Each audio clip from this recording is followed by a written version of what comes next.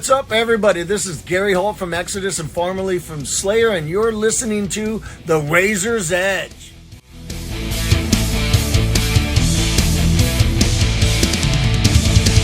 Hi, it's Kat from The Razor's Edge. I'm on the last day of Bloodstock, and I'm here with Black Dahlia Murder. You've just played on the main stage. How was that?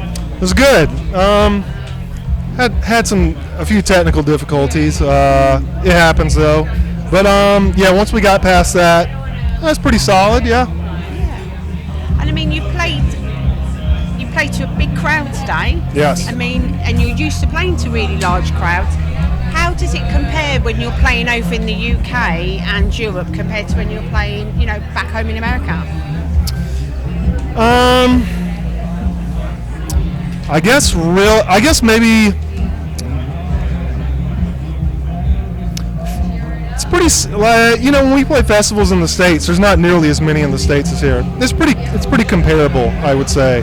But I will say, because it's a festival, it kind of makes it unique. Festivals, a lot of times, are much harder for a band to play, just because there's a lot more variables at play. Like, for instance, we just flew in from Belgium, no sleep, like literally got to the hotel last night at 1 a.m., had to be back in the lobby at 3 a.m. They left some of our gear in the airport, which I didn't have. So you see what I'm saying? Like, a lot of variables. There's a lot of things that can go wrong. But yeah. But that's just like kind of like it happens. Just one of the things about being in. But no, yeah, great crowd today. A lot of people. So. Yeah, really good crowd. And Bloodstock's always really good for that. It's quite heavy metal's a broad church. Right. And it's quite an eclectic mix, isn't it? For sure. Across those 4 stages. Yes. Definitely. Obviously, you guys have had your challenges over the last few years, different lineup changes. We've just seen your 10th album come out. How are you feeling now? You kind of bedded into the new changes and you're just moving forward? Yeah. I mean, we've definitely weathered some stuff here in the last 3-4 years. So, but it was good to get a new record out and sort of, start this new, sort of like a new chapter of the band, so to speak. So, it's just good to be back out here. We're still having fun, and just, still playing shows and, connecting with the people and doing what we like to do. So. Yeah. And talking of all of your albums, is it a conscious decision by you as a band to have one-word titles? To have what? To have like a one-word title. Is that like your conscious decision? Yes. Do you want to explain kind of the thing behind that? We've kind of just, I'm not really sure. Maybe it was Trevor originally. I'm not sure, but the band has always had a one-word, 3-syllable title. Definitely, yeah. So as far as I know, we will continue doing that. At what point?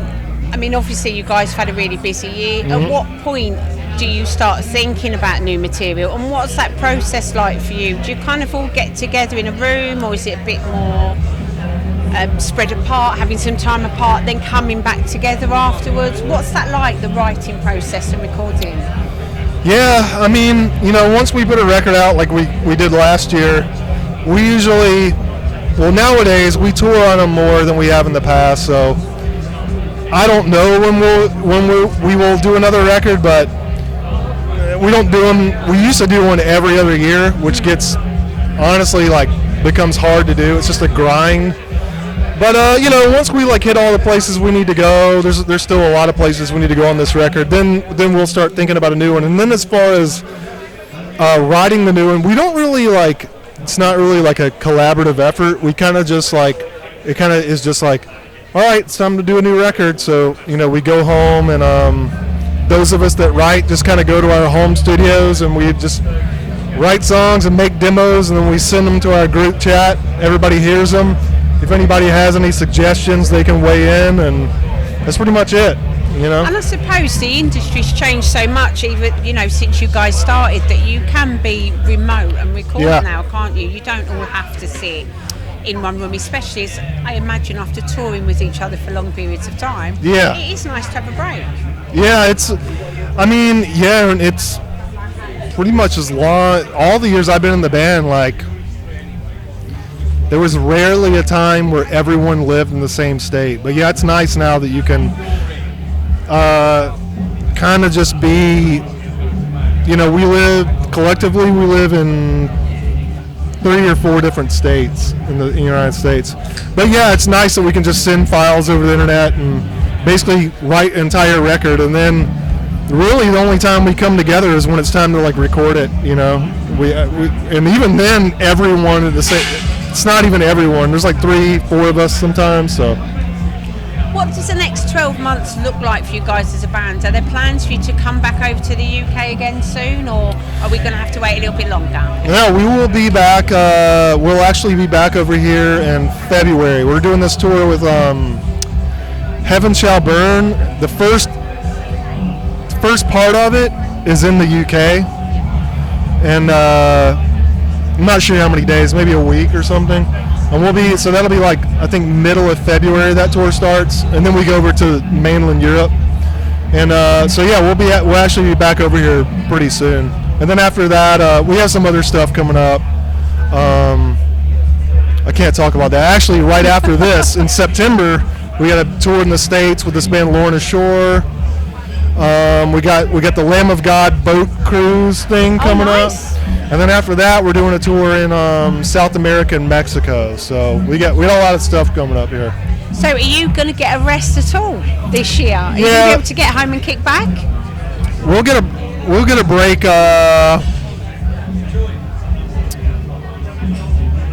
Let's see. We'll get a break. Most of November we'll get a break, and then we'll get most of December and most of January off.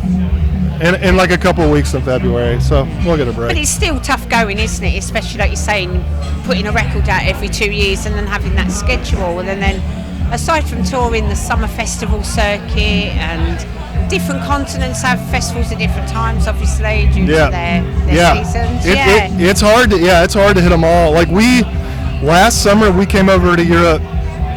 We came over twice. We did the early summer festivals, and then we went home, and then we came back over in August. So really, like for instance, right now we're literally over here to play 2 festivals. This is the last one. We played Alcatraz in Belgium last night. How was that? It's great. Yeah, it's a good festival, isn't it? Yes. Yeah, really. And we're going home tomorrow, so we're kind of just hitting a couple of festivals that we missed, last summer. So. Are you going to get a chance to see anyone at all today while you're here? Any bands, or is it just kind of work?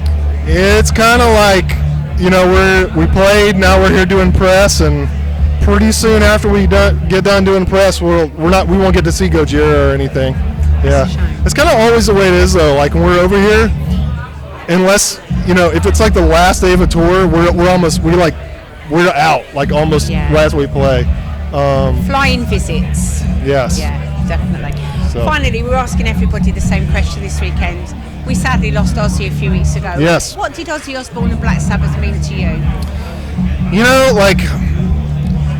I guess Ozzy for me is kind of was really like the first introduction to, I guess, sort of the world of metal. For me, it was probably like Blizzard of Oz. And then being a guitar player, like Jakey Lee, Randy Rhoads, Zakk Wylde, just being very interested in it because of those guys. And yeah, it just sucks. It's like, it's weird. It's like, generally like when celebrities die, it's like this weird thing. But like with Ozzy, it's just kind of like, it's weird to think of to live in a world with no Ozzy in it. He's been a constant, hasn't he? Especially to kind of the age group, like 30 plus. Right. We're really lucky to have existed in the same time frame as him and Black Sabbath, I think, aren't we? Yes. And like, I don't know, he's such like a godfather of the genre that we play in, and it's just like really, really sad, and I don't know, just like end of an era. Yeah, it is, definitely. There'll never be another one, right? Yeah, right. Yeah. I mean, it's just like, so yeah, it's just crazy to think about, Well, thanks so much for your time. I know you're a busy man, and it's been really nice chatting to you. Yes, thanks for having me. Cheers. Cheers.